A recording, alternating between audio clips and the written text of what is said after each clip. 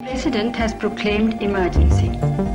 This is nothing to panic about. Emergency लगेगी, सब लोग पकड़े जाएंगे, अपोजिशन के लीडर्स को बंद कर दिया जाएगा, सब अधिकार लोगों के समाप्त हो जाएंगे।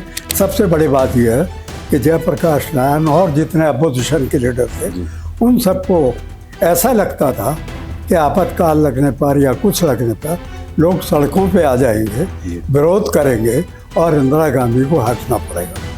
ऐसा कुछ नहीं हुआ।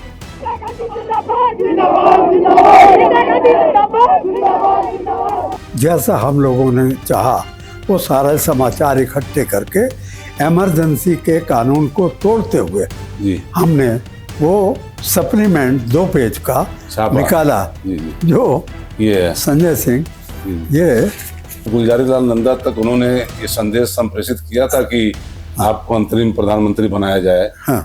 और उन्होंने ना कर दिया हो। उन्होंने मुझे कहा कि नहीं, मैं इस बार इंटरिम प्राइम मिनिस्टर नहीं बनूंगा।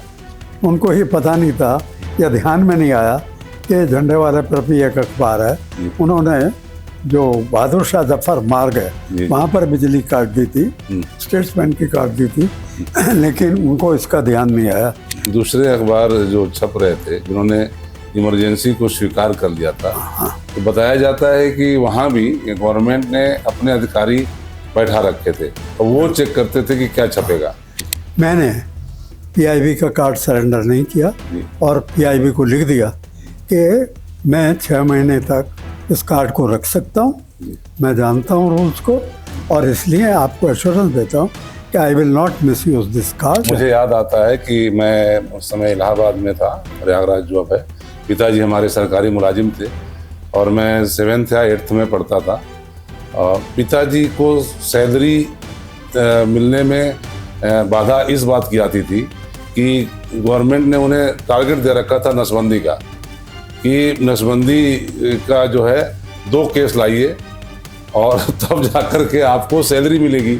अब पता चला ये बाद में कि सैलरी के चक्कर में लोगों ने उन युवकों को पकड़ के उनकी नसबंदी करवा दी जो कुंवारे थे।